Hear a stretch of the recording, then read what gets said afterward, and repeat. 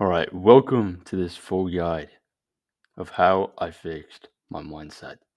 Now, your mindset's probably one of the most, if not the most, important things besides mental health that you must learn how to fix if you want to become more successful in all areas of life: money, business, physique, girls, much more. If you have the wrong mindset about things, then you're not going to be as successful as you would like. So, subscribe. I'm trying to help 10,000 people improve in areas that I have.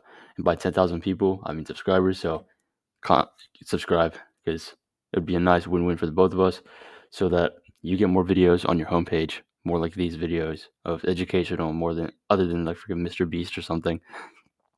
So, and then it'll help me achieve my goal. So, how do you improve your mindset? First of all, you need to change your identity. Second, automatic versus manual thoughts. Third, cut out all negativity. Fourth, change your habits. Fifth, change your environment. Sixth, get the growth mindset. And seventh, prove your new identity through small wins. So, without further ado, let's get started. You need to change your identity. So, in the picture on the left, the caption says I'm lazy. Because that was me when I used to think that I was lazy. I used to identify as a lazy person. I changed my identity through a long time of this to now I'm the picture on the right where it says unproductive. So change your identity, change everything. Because your identity dictates who you are, who you think you are. Your identity can be changed. You don't like, sure, your identity is I'm your name, right? Your identity is who you think that you are. So going back to this photo, I had the identity of a lazy person. So my habits were lazy and I got bad outcomes, which we'll get into later. But your identity dictates who you think you are because you probably aren't in the best position right now. But you can change that through changing your identity. And you always go back to the actions that will lead you to play along with your identity. So if there's a piece of cake, right? And you have the identity of a fat person who loves cake. What are you gonna do? You're gonna scarf up down the cake in 2 seconds because, oh, my identity is that of a fat guy, so I should eat. You will always do the actions that will lead you to play along with who your identity is. If you identify as a healthy person, if your identity is that of a healthy person, you're gonna eat healthier. You're gonna go on more runs. You're gonna work out more. Why? Because those are the actions of a healthy person. But if you identified as an unhealthy person, if your identity was that of a fat guy who never did anything, you're gonna do nothing. You're gonna just sit down all day because, oh, I'm a fat guy. So what do fat guys all do? They just sit down all day on their ass and that's it. So you got to change your identity first, and everything else will follow. And this is where the 3 layers of the behavior change comes into play. So the first layer is changing your results slash your outcomes. So this is like what you want to change your outcome. So this can be like losing weight, winning a game, getting the money. The first layer is all about what your outcome is, what the result of the behavior change is. The second layer is changing your systems or processes. So this one is concerned with changing your habits. So maybe you implement a new gym routine. Maybe you start meditating. Maybe you start cleaning your room every Sunday. These are the habits that we all do in order to get the results that we want. And the third layer is changing your identity. So this is concerned with changing your beliefs with your worldview, self-image, and judgment. And what does that sound like? Changing your mindset. So these are the 3 layers to behavior change: changing the result, changing the habits, and changing your identity. So outcomes are what you get, processes are what you do, identity is what you believe. But most of us think that we need to change the result and then change the habit, and then change your identity. We often think that we need to have the result first. We need to have that goal in mind in order to change our habits. We think that we need to lose 50 pounds, and then we got to start going to the gym.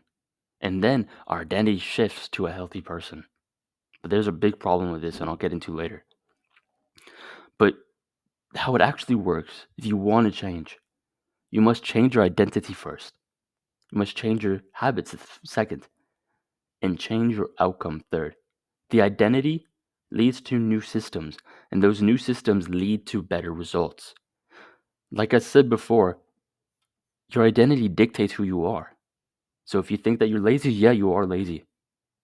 If you think you're attractive and you put in the work to get attractive, yeah, you're attractive. If you get all the girls, you're good at getting girls. Your identity is more powerful than anything else. Because we all believe that we must change the outcome, then our habit, then our identity. So here's an example.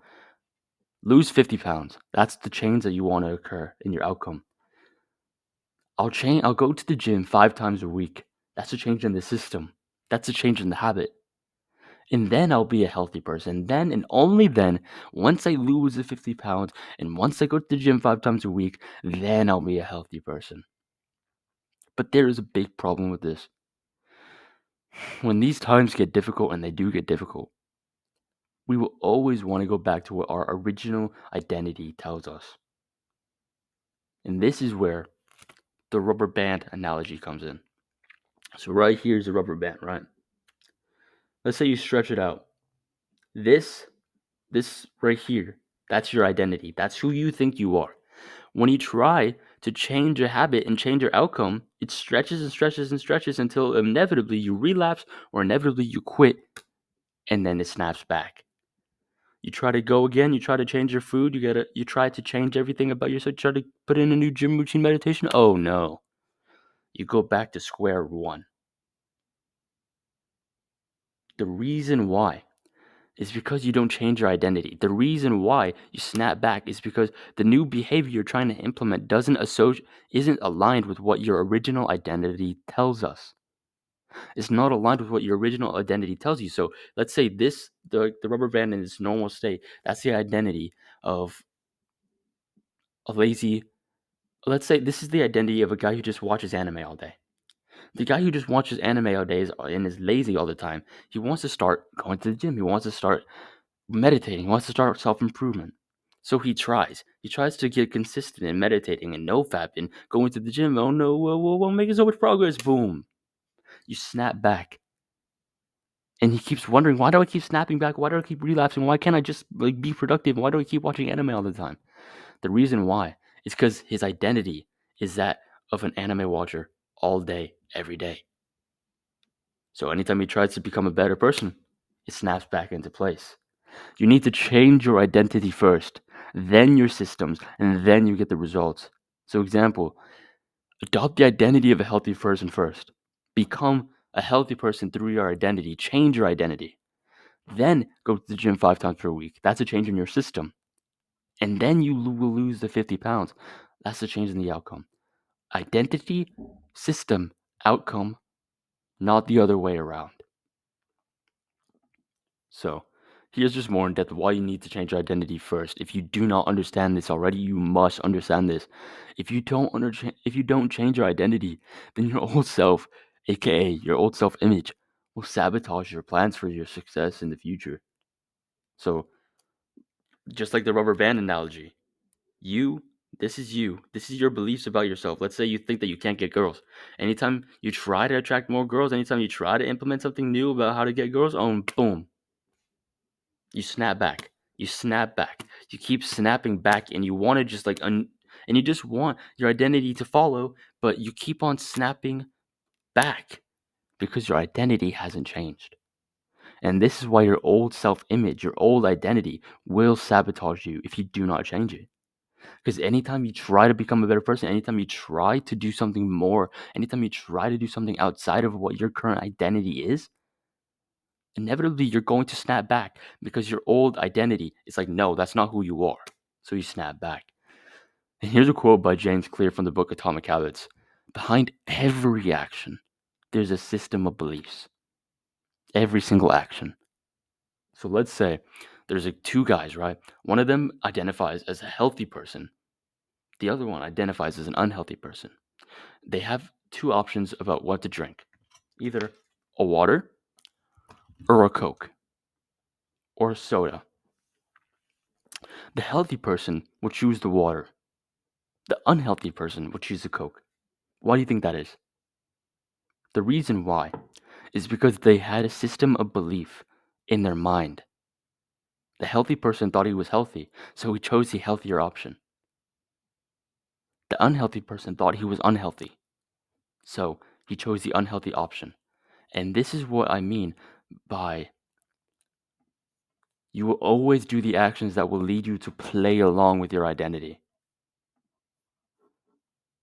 If you don't change your beliefs about things, then it's basically nearly impossible to change because you'll keep on snapping back to what your original identity told you.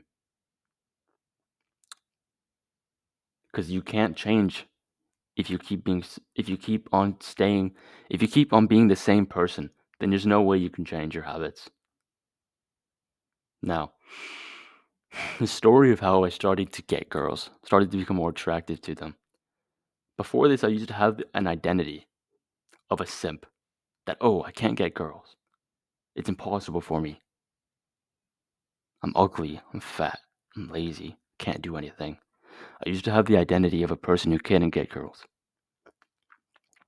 I learned about this identity thing. So then I started changing my identity to no, I can get girls. I am attractive. I'm going to the gym. Look, I'm making progress.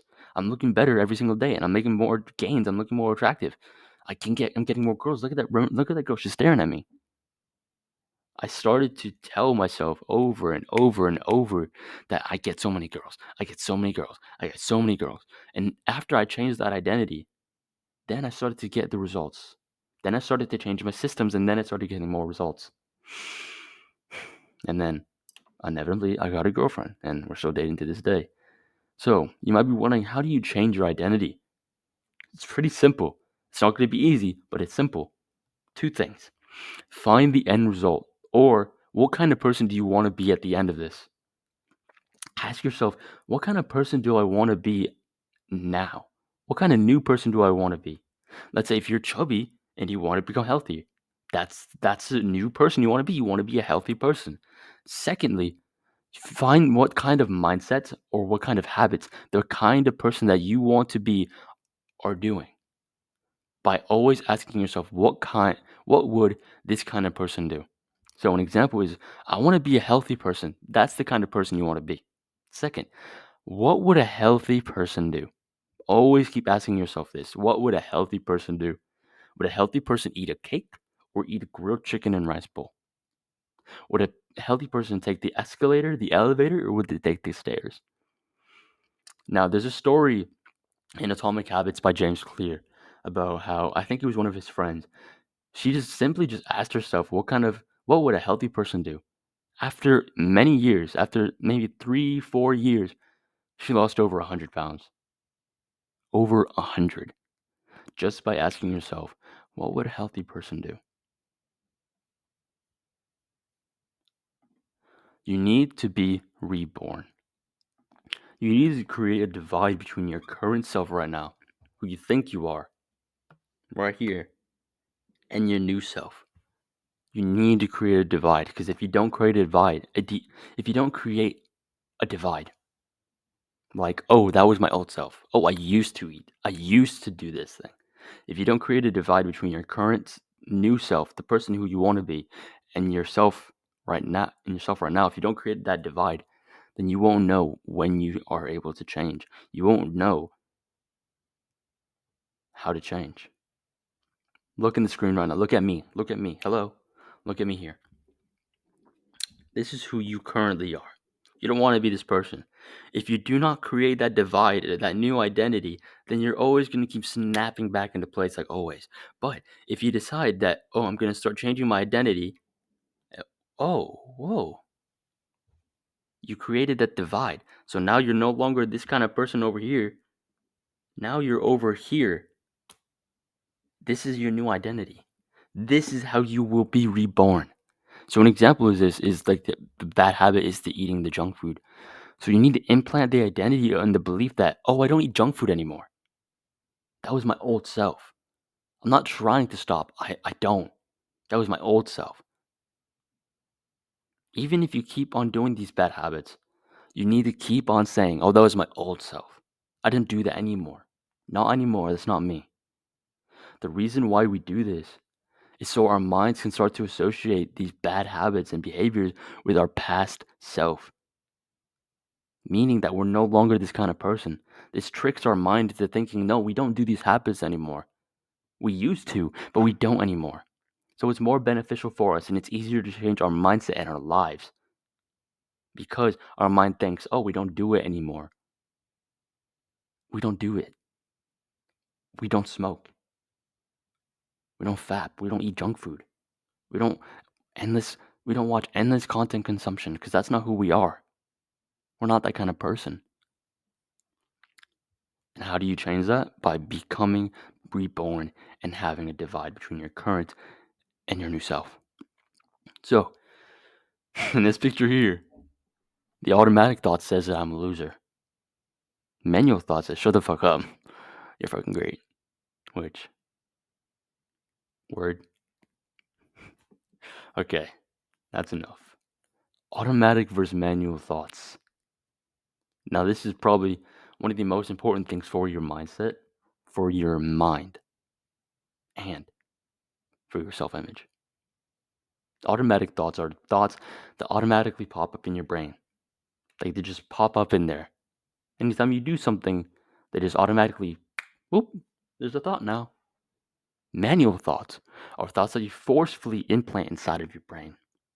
So if you do this right now, close your eyes with me. Close your eyes. And say my name is whatever your name is in your head. Open your eyes. That was a manual thought. If you said my name is Alex or whatever your name is in your head, that was a thought that you've manually put into your mind. But why am I teaching you this automatic versus manual thoughts? What's the whole big deal? The big deal is that most people's automatic thoughts are negative automatic thoughts. Their mind always tells them that, oh, you're stupid. Oh, you're dumb. Oh, you're ugly. Oh, look at that part of your body. It looks stupid. Oh, look at this. Look at your ear. It looks so big. Like, why are you looking like that? Most people's automatic thoughts are always negative. And the reason why, or at least why I believe so, is because it's trendy and relatable. Because if a TikTok says, shit, where'd my rubber band go? Sorry, my bad. So if a TikTok says that, oh my god, anytime you look in the mirror and you look at that part of your body that looks weird, or oh my god, me having like self-image issues, or blah blah blah blah blah blah.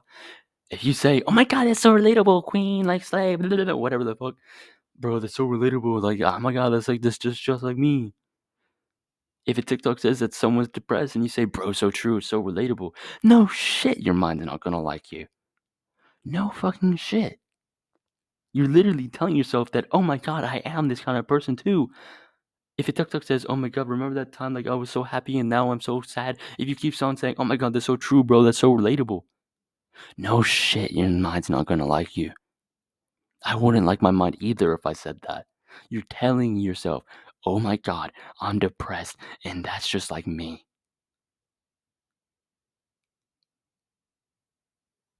Think about that. You might think that, oh bro, you're being too dramatic. No, I'm not. Because you know it's true.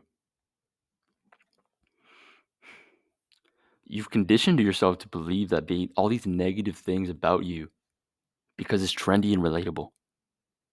It's trendy and relatable to have mental health issues. It's trendy and relatable to cry. It's trendy and relatable and funny when someone lashes out in anger. And you can't deny this.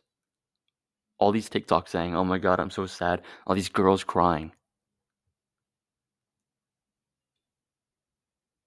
Yeah, sure. Okay, I'm aware mental health issues exist. I'm aware of this. Don't like attack me or anything. But most think that they're sad when in reality, they're just doing all the bad habits that make you depressed in the first place. Like telling yourself that, "Oh my god, that's so relatable." Or just simply all the other bad habits, junk food, eating whatever the fuck you want. Scrolling on YouTube, on TikTok, on Instagram, watching other people's lives look better than you when in reality they're also depressed.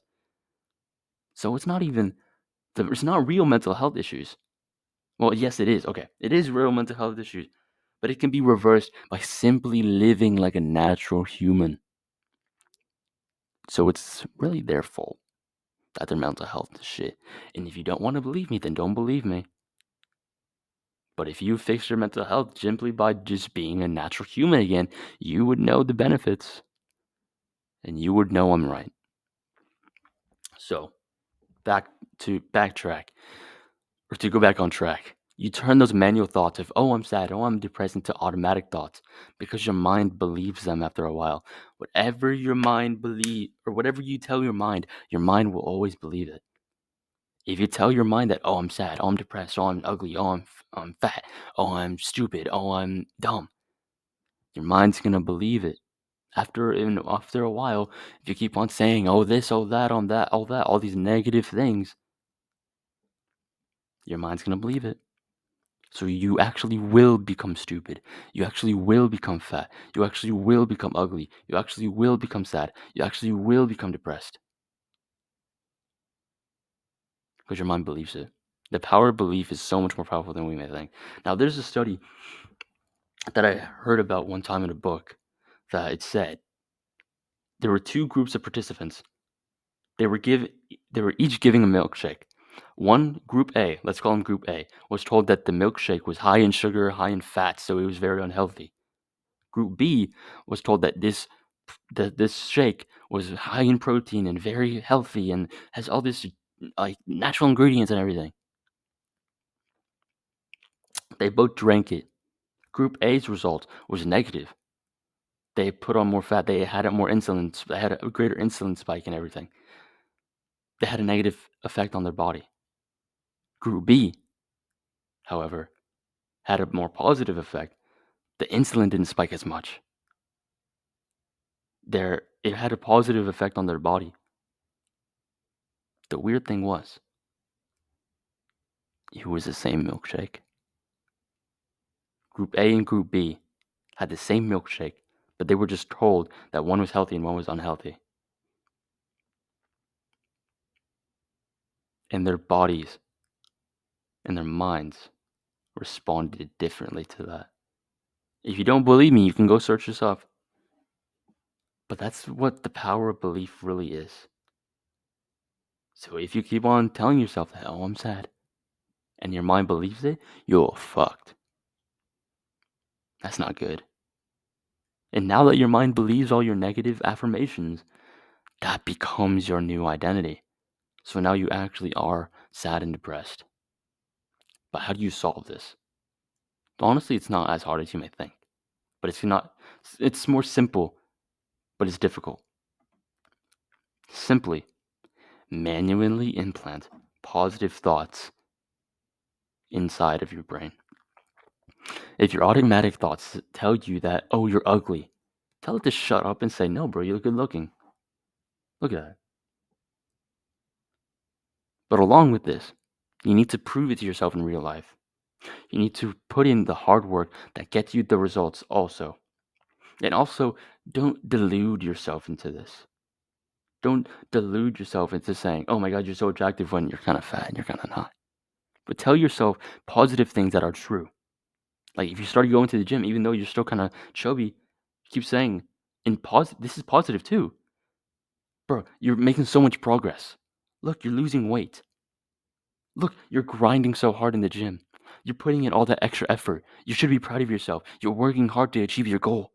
Those are the true things. Those are the natural true things. Those are actually true, but they're also positive. So find true things that are positive as well. So this is how it works. On the left, there's me. This my automatic thought says I can't get girls. First, yeah, there are multiple arrows in the pointing to the big arrow that leads to the first automatic to the second automatic thought. So prove it to yourself in any way, just a little bit every day, the best that you can. Keep on telling your automatic thoughts to shut up and replace the automatic thought with a positive manual thought. And your manual thought then becomes your new automatic thought after a while. So then your automatic thought changes. My original automatic thought says I couldn't get girls. I did all of this. My new automatic thought says, yeah, you can get girls. Cut out negativity in all areas. Most people consume so much negativity in their lives and they're not even aware of it. They consume so much negative music, TV shows, movies, books. They have negative friends and negative family that tells them that they're this, they're that, they're this. And then they wonder why their mindset's so always so negative. You can't freaking be positive when everything you consume, everything around you is negative. You can't stop being a simp if all you listen to is sad, depressing music. You can't be happy if all you watch on TikTok are sad TikToks. That's like the equivalent of saying that I want to be a healthy person with a six pack, but all you do is sit down all day, play video games, and eat McDonald's. You consume all the bad things, you do all the bad habits, but then you keep on saying, oh, but I want to be healthy. It's basically impossible to be healthy if you keep on doing all those bad habits, and it's the same. It's basically impossible to have a better mindset if you keep on surrounding yourself with things, with consuming things, consuming music, TV shows, movies, books, and you have friends that are family that are always negative. Basically impossible to have a positive mindset. So let me show you my story about this simp music. So back then when I was a simp, I used to listen to a lot of Boy With You, Colado Jake, like the guy like falling in love feels like, and a lot of like Shawn Mendes songs, all of these like heartbreak sad songs. And I always used to believe that, oh, I'm a simp, I can't do anything, blah blah blah. Why do you think I couldn't stop being a simp? Because I was always listening to simp music and the music always telling yourself, me was telling me that, oh, I'm this, so I can't get girls, oh, can't do anything right. And then I said, oh my God, it's so relatable. I was telling myself that I am this kind of person who can never get girls when I wanted to get girls.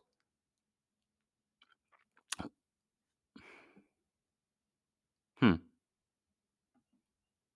You can't change who you are, and you cannot change your mindset if you're always listening to and consuming to the opposite thing of what you want to become. You can't change who you are if you're always listening to the opposite of what you want to become. Why? This creates a conflict of interest inside of your mind. So if you want to become better, more happy, more productive, but you always listen to things that always tell you that you're sad, depressed, and lazy, or you can't do anything right, then you can't.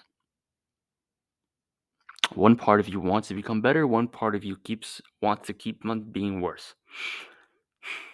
So we cope and say, oh my God, it's so relatable. Those sad TikToks are so relatable. That simp music, that sad song, oh my God, it's so relatable. And I've told you this before, and I'll say it again. When in reality, when you say it's relatable, it's basically saying, I want to be this kind of person. When you say, oh my God, that's so relatable to a sad TikTok, you're basically telling yourself, I want to be sad and lonely.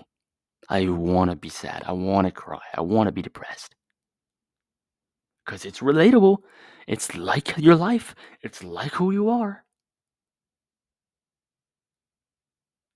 When I put it that way, when I say that, oh, so you do want to be sad and depressed, most people are going to be so mad at me. Most people are going to be like, no, I don't want to be sad and depressed. Why are you telling me that? Well, why are you saying it's relatable? If it's not relatable, then you don't want to be sad. Then you don't want to be depressed and lazy. But you do say it's relatable because it's a joke. It's a quote unquote joke. It's never a quote unquote joke. So if you keep on saying, "Oh my god, it's so relatable to be sad and lonely and depressed by watching all these TikToks," then that's what you're gonna be, sad and depressed. And if you don't want to accept that fact, then don't. Keep on being the same. Keep on getting worse every year and every day. So how do you cut out all the negativity? You need to stop watching, listening, reading, and surrounding yourself with all these negative people that pull you down, make you worse, and make your self identity, self perception worse. If you hang around video gamers who are lazy and jerk off and watch all these sad TikToks, you're gonna be that because you're the average of the 5 people you spend the most time with. But not just the 5 people we spend the most time with. You're the five. You're the average of the 5 songs you listen to. You're the average of the 5 movies you watch. You're the average of the 5 TV shows you watch. So if you keep on watching the sad movies, you listen to the sad music, you watch the sad TikToks, you're gonna be sad. You're gonna have a negative mindset.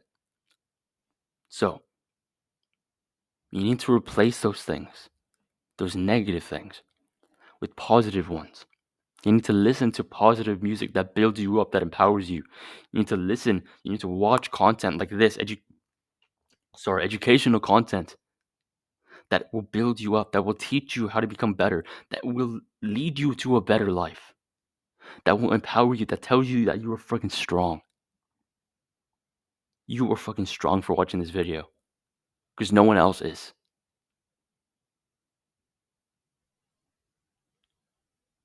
Because when you start listening to the positive things, you will naturally have a better mindset on life and you will always become more positive because you're the average of the 5 people you spend the most time with, 5 songs you listen to. You're the average of the 5 movies you watch. So if you change all those fives from positives, from negatives to positives, then you're going to be more positive and you're going to be more productive. You're going to have higher testosterone. You're going to be stronger. You're going to feel better because you keep on listening. You keep on watching these positive things that build you up. But Alex, chill. That has no effect on me. I can escape it anytime. I can skip all the negativity anytime I want. Then do it. I dare you do it. Oh, wait. But you won't. Because you can't. Because you don't want to. It's easy to stay in this negative bubble. It's easy to say sad. It's easy. Why? Because our generation, especially Gen Z, loves being negative. How about you be that one person who's positive, has a positive outlook on things? Another way to do this is to change your environment and habits so you can foster a positive mindset, which we'll get into in a second. But we have to become okay with getting rid of a lot of the negativity in our lives so that our future selves can be more positive, happy, and loving. So, how do you change your habits? So, in order to change your mindset, you need to also change your habits. So, what are habits? Habits are a routine or practice that you do regularly. So, if you go to the gym 5 times a week, that's a habit. If you meditate every single morning on your bed at this certain time, that's a habit. By changing your habits, you reinforce your new identity of who you are. If you change your identity to be a runner and you run every day, even just for 5 minutes, it doesn't have to be for long, but even just for that amount of time, then you'll be a runner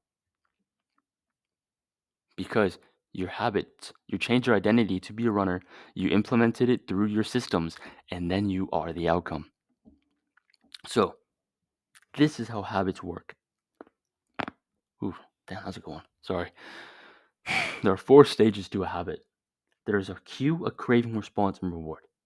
Now, for this example, I'm going to be using a phone as an example. The first one is a cue. A cue is the trigger to a certain behavior. It's something that triggers your mind to think about the thing, the habit that you always do. So, an example for the phone is that the phone rings. It triggers your attention. It triggers your attention to the phone, like, oh, someone's calling me. That's your cue to a habit. The second one is a craving. A craving is the motivation or the want or the desire to do the habit, to do something. So the craving is that you pick it up, like you you actually like pick up your phone. A response is the habit that you do and the habit that you perform. So the habit that you do, the thing that will get you to your reward, is answering the call and saying like, "Hello, who's this?" Blah, blah, blah. The reward is the end goal of every habit. The reward is like the rewarding feeling, the satisfaction of what the habit brings you. So, in the phone example, it's having a nice conversation. So, the cue is you noticing the reward, the craving is you wanting a reward, and the response is the way you obtain your reward. And there are two phases of habits: the problem and the solution phase. The problem phase has a cue and a craving. Solution phase has a response and a reward.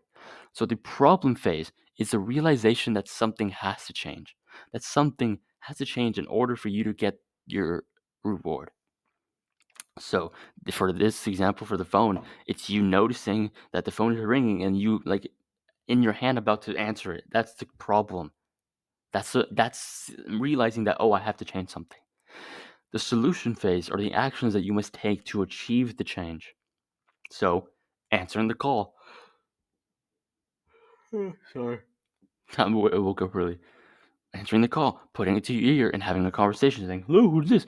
So there's a problem and solution phases. So, actually, let me go more in depth about this. So, yeah, problem and solution phase. The problem phase is the realization that something has to change. Solution phase are actions that you need to take in order to achieve the change. So another example is,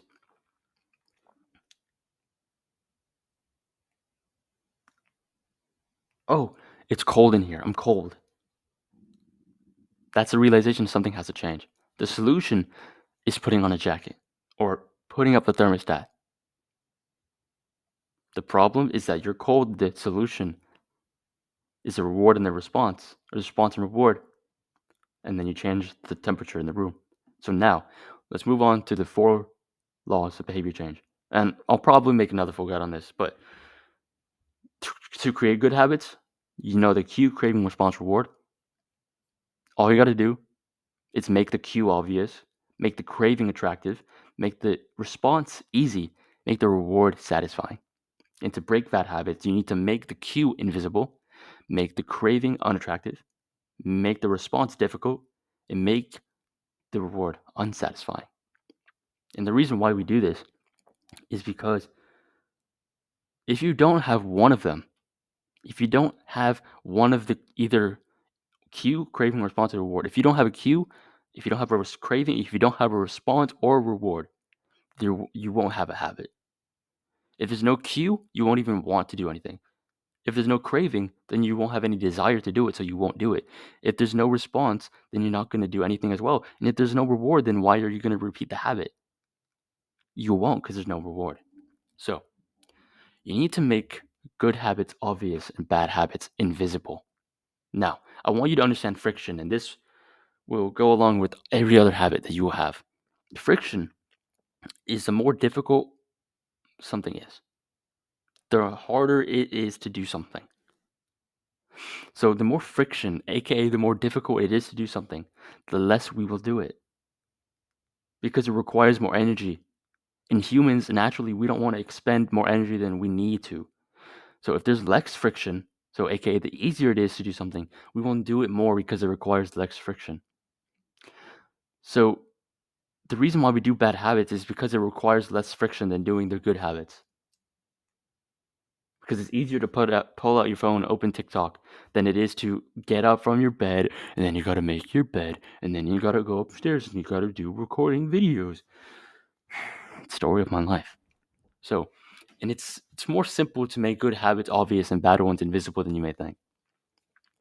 Simply just have a cue out in the open to let you do the good habit. So an example is that if you want to start reading, but you get distracted on your phone, simply all you got to do to make the reading more obvious is put the book on your pillow, on your bed, on your desk, wherever it is.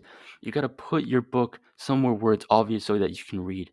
And you need to put your phone in another room that makes it invisible, because you'll have more friction to get your phone than to read. So you made the habit that you want to do, aka reading, more obvious, and you made the bad habit, going on your phone, invisible, because you put the book on your bed, you put it on your desk, you put it wherever you will see it first, and like, oh wow, it's so much easier to read now because it's right there. If you put your phone in a drawer, if you turn it off so you can like read or do a work session, it's going to be harder to go on your phone. It has more friction because then you got to turn it on, then you got to put in your passcode, then you got to go across your house and get your phone. It requires more friction to do the bad habit than it is to do the good habit. So a where and a when can also make a habit more obvious, because where and when's, like, where are you going to do something, where are you going to do something, and when are you going to do something, makes it more obvious and makes it easier to, like, okay, I'm going to do this here and this time. So if you want to meditate, where are you going to meditate? I'm going to meditate on my bed. Okay, I now know where I'm going to meditate. When am I going to meditate? I'm going to meditate after I make my bed. So after you wake up and after you make your bed, now you know, oh, what do I do right now? Oh, I meditate. Where do I meditate? I meditate on my bed. I sit down and I meditate there. It makes it obvious. It makes it easier to get into the work. So, second one, for the craving, make the good habit attractive and make the bad habit unattractive. So the more attractive an opportunity is, the more likely it is to become a habit. And the way we get habits to become more attractive is by temptation bundling and habit stacking.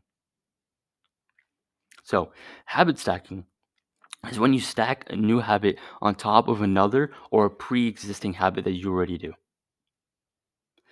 So, after you pull out your phone, for an example, I'll do 5 push-ups after I put out my phone, because you stacked a good habit, a new habit on top of your pre-existing one. Your pre-existing one is pulling out your phone from your pocket. The new habit is doing the 5 push-ups. And the reason why habit stacking is so easy to make things more attractive is because after a habit it's already formed, I need to add in a new habit. So it's easier. You don't need to ask yourself, oh, where do I need to do this? When do I need to do this? How do I do it? You already know. After I pull out my phone, I'll do the 5 push-ups. Temptation bundling is linking an action that you need to do with one that you want to do. So an example is, after I do the 5 push-ups, that's the thing that you need to do to get more exercise, I'll check my phone then. Because if you do the action first, then you do what you want to do, then doing the good habit, doing the good action associates with the new reward, associates with doing the rewarding task. So if you do the good habit, then you'll do the habit that you want to do. So you need to put them together. So habit stack first, and then you got a temptation bundle. So the example is that the new habit is meditation. So you want to get better at meditating. Number 1, after I make my tea, I'll meditate for a few minutes. You already make tea every day. Let's say you do make tea every day. I'll meditate for a few minutes. After I meditate, after I do the thing I need to do, I'll drink the tea. That's the thing I want to do. So it's a sequence of events that follows one another. You got to make good habits easy and make bad habits difficult. So like I said before, the least amount of friction, or the less friction that you have to make a habit, the more we'll do that habit. So make it easy to get into the habit of doing the good habits. So make it easy to do the good habits and make it hard to do the bad ones. So an example is that if you want to become more healthy, make going to the gym and eating healthy easy. Make eating bad difficult. So make it easier to go to the gym every day. Get your gym clothes ready and water bottle ready the night before. Get your shoes, get your clothes ready the night before, so that you just have to put them on and you go to the gym. Get your gym bag ready. Meal prep on the weekends. Get all the food that you want to eat for the next week. Get all the healthy vegetables and healthy produce, and cut up your proteins. So then on the weekdays, you just got to put them in a pan, cook it up real quick, 10, 15 minutes, and then it's done. Boom. Healthy meal. For the bad habit, just put the junk food away. Like, just don't buy it, put it away, like throw it all away, and train your willpower up so that you won't be like res- um tempted to buy those things. Another thing is to make the good habits easier is to have everything laid out. So if you're like for a student, I'm a student. I'm in going to sophomore year of high school. When I was in freshman year, something that I'd always do every single night before I went to sleep, if I was going to study or if I was going to work, that I would have everything that I needed to work on my desk. So I'd have a pencil sharpened and ready. I would have my water bottle filled up and ready. I would have my computer that I needed to do my work on open to the task I needed to do, open to the tab I needed to do. So if I needed to do some work on math and it was like on Delta Math or on McGraw, then I would just I would open the tab and I would do the math homework as soon as I woke up, open my laptop, had my notes already open, sharpened pencil, boom, done. That's all I needed. I had everything so frictionless that all I needed to do was wake up, make my bed, go to my desk, open my computer, and then I could start working. Instead of me before having to wake up, make my bed, take my computer out, pull out my pencil, open up my notes, open up, and then have to type in the URL for the website, and then so much more friction. So it would have been so much easier to just stay in bed, but it made it so much easier to not. It made it so much easier to get into work because I made it easy, because I made it frictionless. So the 2-minute rule is when you allow yourself to do the bare minimum of the new habit that you want to implement. So if you want to meditate every day, just start with meditating for 30 seconds. You don't have to meditate for 10 minutes. Because why do you do this? It makes the habit so easy to do because you're making it easier to do it. So if the habit can be done in 2 minutes or less, do the habit.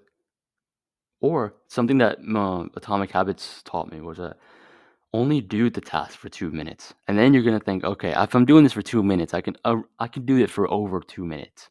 I can do it for 5, and then if I'm already coming here every day, I can go for an hour.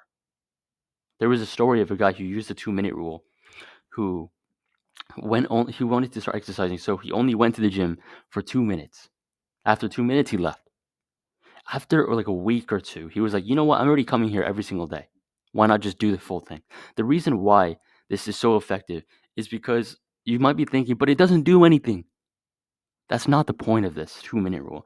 The point is to build your momentum so you can start becoming consistent. That guy who only went to the gym for like 2 weeks, but only for 2 minutes, it got him into the habit of going to the gym, getting his gym clothes ready, going to the gym.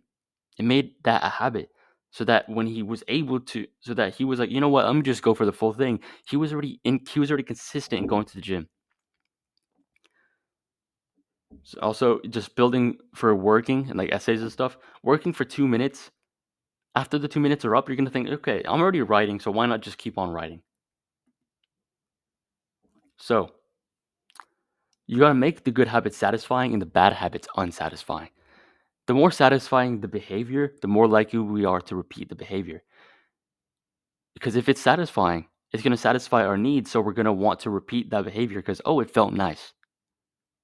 And what is rewarded is repeated. What's punished is avoided. So find an activity that provides satisfaction of the good habits, but also reinforces that your new identity and takes you closer to your goal. So I'll give you an example in a second. So we always remember the ending of a good experience more than anything else. We always remember the standing ovation, how we felt at the end of a movie more than how we felt at the beginning, or how we felt like randomly during a scene in a movie. We always remember the ending because that's the most memorable part, especially if it was a good experience. So after a good work session, after a good workout, after a good date, reward yourself with a good habit, not a destructive one.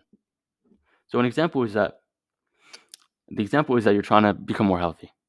So instead of rewarding yourself after a good workout, after a good week, after a good month, don't reward yourself with a piece of cake or a piece of like an ice cream cone. Reward yourself with a nice massage, with a nice bubble bath, with a nice way to relax and de-wind. So this is a good habit because it's not a destructive one. It's building you up. It's making sure that you're able to do more. because you're relaxing and you're after a good day's work, after a good weeks, months work. This is a good habit to do so that you can unwind and get ready for the next time you got to do more work. And this also reinforces the belief that you are a healthy person because you're taking care of yourself and you're more healthy. So this is better than just eating a piece of cake or ice cream, because if you eat the piece of cake or ice cream, that does the opposite of reinforce the good behavior. Another thing is that if you're trying to save money, a good reward, a good thing to satisfy you is having a nice conversation with friends at the park on a nice sunny day. Going to nice day at the pool, going on a walk in nature, beautiful trees and beautiful scenery.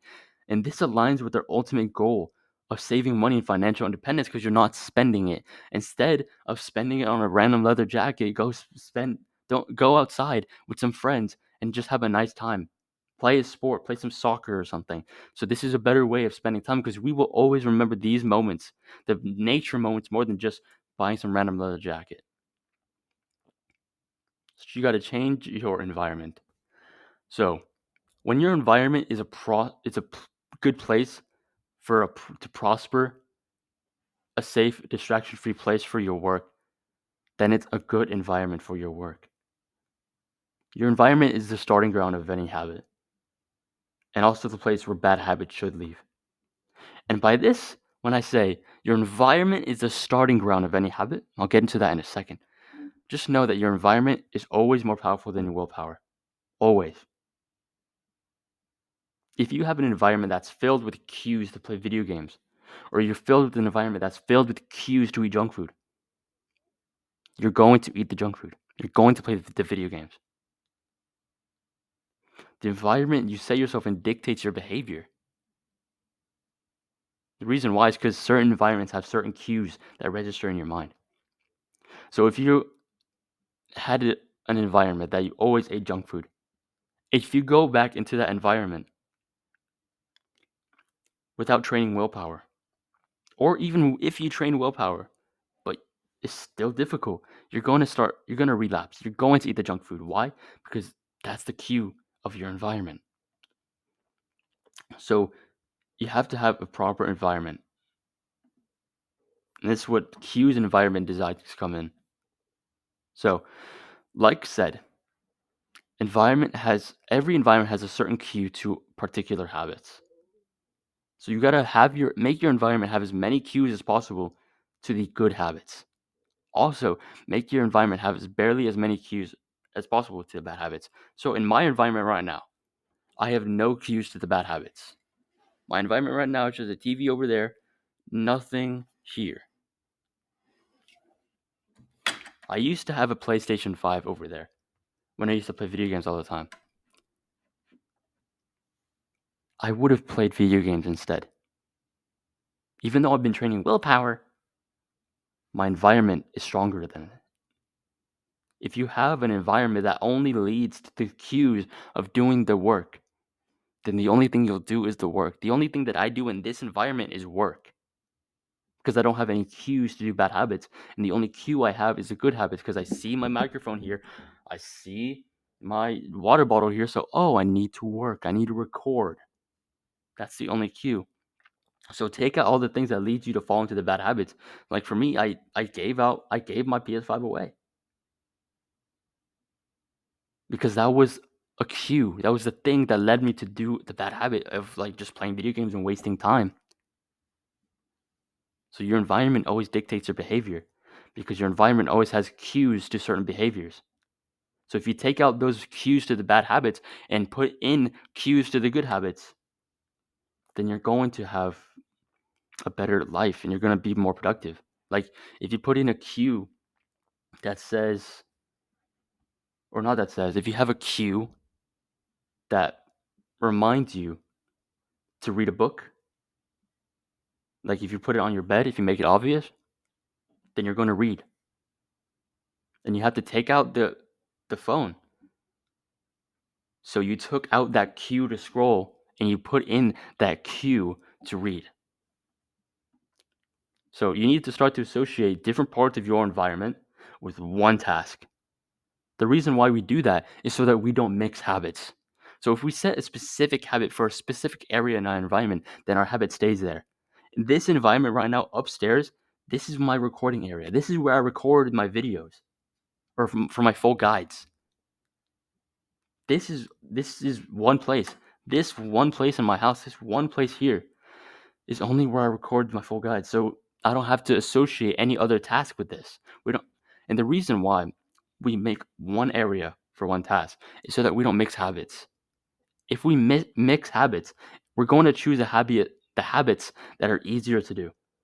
If this chair right now was also my chair to just read, or if it was my chair to scroll, I would have scrolled because this was a cue to one of two habits, and the easier habit that required less friction always wins. So an example is that if you gratitude journal in bed before you're going to go to sleep, but you also scroll on your phone before you're going to go to sleep, you'll end up scrolling on your phone because it's the easier option. It's going to be easier. It requires less friction. Make the good habits have as little friction as possible. Make the bad habits have as much friction as possible. So this picture is me at my desk working. This desk is for only one of two things. One, for deep work. Two, for gratitude journaling. But gratitude journaling is towards the nighttime. So during the day, all I need to do is this. Work on full guides, work on videos. So the growth versus the fixed mindset. The picture on the left is me with a fixed mindset. Picture on the right is me with a growth mindset. So a fixed mindset is a mindset in which you believe that you cannot improve or make progress in life in any area. A growth mindset is a mindset in which you believe that you can make progress in your life through hard work. I used to believe in the fixed mindset. I used to have the fixed mindset. I believed that it was impossible for me to become more attractive. I believed that I couldn't get girls. I believed that I couldn't get good grades. And what happened? Again, a fixed mindset is a mindset in which you believe that you cannot make progress. So if I thought that I can't make progress, I didn't even try. The thing is with the fixed mindset is that if you believe something, then you're not even going to try. If you believe that you can't do this, you're not even going to try to do it. And the reason why this mindset is so destructive to fixing your life is because if you think that you can't make progress, then you won't make progress because you won't even try. You won't even try to get better grades. So if you think nothing can be improved and that you'll stay the same forever, that's what's going to happen. Because you believe that you cannot make progress. You believe that you can't change because, oh, I can't change, right? I can't make progress. I'm not that kind of person. Then you always stay forever in the same spot. And you will get nowhere in life with this fixed mindset. When I adopted the growth mindset, however, my mindset changed like crazy. And I put in the belief that no. If I just work hard enough, if I do all the right things, then I can get girls. Then I can become more attractive. Then I can go on my YouTube channel. Then I can get the good grades. I can get the good physique. And guess what? I did. Because of the growth mindset. With time, dedication, discipline, and hard work, I believed that I could. I believed that I can make progress. I believed that I can become a better person. Become a better person. So I did. Because of the growth mindset. I got the girl. I grew my YouTube channel. I had the physique. I got the good grades. The only reason why is because of the growth mindset. Because I had the mindset in which I believed that I can make progress in any area through hard work.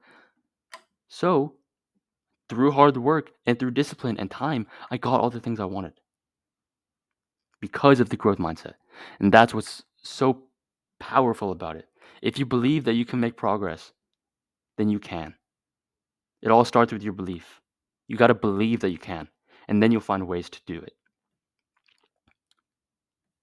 Okay, and this is the final one. Prove your identity through your small wins. I'm going to explain this image. Me on the left, that's me saying, oh, I'm unproductive.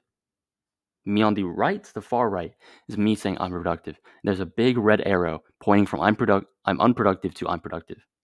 All of these colorful streams are all the times where I showed to myself that I can be productive. That's what the picture in the middle is. Me being productive. That's to show me being productive. So all of those times that I did all those small daily wins that reinforced my identity to think, oh, I'm productive, I'm productive, I'm productive so many times. So I believed it. There's a saying that you've probably heard of. It says life or death by 1,000 cuts. So it's not one or two single bad decisions that ruins your life, that kills you, that destroys your self-image. It's more of the 1,000 little tiny actions that worsen you, that make you worse. But the reverse of that is life by 1,000 bandages. So if you prove to yourself so many times that you are productive, that you are able to get girls, that you are a gym bro, that you can go to the gym, even if it's just for like 5 minutes. If you do a 10-minute workout, you still reinforce the belief. You still had that small win. Oh, I did a workout. The more wins you have, the more you reinforce the identity and a new habit. And that's better than any 1, 2, 3 big wins will ever get you. If you have 1 or 2 big wins, okay, reinforce it twice through really big things. I ran 2 marathons. Whoa, that's so cool. I'm a runner. But I don't run anymore. I didn't run after that. I didn't run that much after. So I'm not really a runner. You would be more of a runner if you ran for 20, 30 minutes every single day than a guy who just ran for 1 or 2 big marathons and that was it. You need to prove your identity to yourself through daily small wins. So an example is that your new identity is someone who eats healthy. Even just one small healthy meal a day reinforces that new identity. And if you do that enough, over the course of a few months, adding on more healthy snacks and healthy meals, you do eat healthy and you become a healthy person. You got to prove it to yourself any way possible. It doesn't matter. One of the worst mindsets for productivity is that if I can't do it perfectly, I can't do it at all. I shouldn't do it at all. If I can't meditate for 10 minutes, I shouldn't meditate. If I can't work out for 20 or 30, 45 minutes, 1 hour, I shouldn't work out at all. That's the worst mindset to have. One, it causes us to skip our habits because we think that it needs to be perfect, that we need to have the perfect workout. And it debunks our new identity that we want to have for ourselves. Because we skip the habit and then we don't have that daily reinforcement of, oh, you work out a lot. Even if we just do the bare minimum, meditating for a minute, working out for 10 minutes, doing a really quick sprint workout or a lot of push-ups or a lot of squats or whatever it is, it still reinforces that we are who we say we are. If we say we're a gym bro, if we even work out for 20 and 10 minutes and we still work out, then that still proves to us that we are healthy, that we are active. Because even a 10-minute workout reinforces the belief more than skipping the workout. Meditating for 1 minute, for 10 breaths, pushes us to the belief that we are a meditator more than skipping it. And a really good way to keep up with this, to prove yourself that you are who you say you are, is by habit tracking. So a habit tracker is a way of tracking measurable progress to your goals. And creating a habit tracker is most important. With the most important habits, will help you achieve your desired habits much more. Why? Because it's a constant way to see progress. Progress is the number one motivator for anyone, for anything. If you see progress, you're going to be more motivated to do it. So create a habit tracker like the ones I have here. Stick it up on your wall so that way there's always a cue there for you to see it. So that anytime you look at the habit tracker, you think, oh wait, I got to do my habits. I got to meditate because I haven't meditated yet. And then once you meditate, you check it off, and you're like, oh yes sir, I made progress. So it's obvious, it's attractive, and it's satisfying. It's obvious because it's right there in front of your face. It's attractive because you get to check out the box when you achieve the habit. And it's satisfying because you're making progress. And it proves who you are, who you say you are. Because like the one on the left, there's a lot of checks here. So if you see a lot of checks that you did the habits, then that proves to yourself that you are who you say you are. That proves to yourself that you are able to become consistent, that you are a meditator, that you are that you work out a lot, because there's so many stacks of evidence through all the checks on the check boxes that show you who you are, who you say you are. So yeah, we went over how to change your identity, how to change your automatic to manual thoughts, cut out negativity, change your habits, change your environment, your growth mindset, improve your identity through small wins. So if this video helped in any way, like, subscribe, do the hard work, now or later. Leave me some video ideas down below in the comments. If this video helped in any way, share it with someone you think could use knowledge. And as always, see.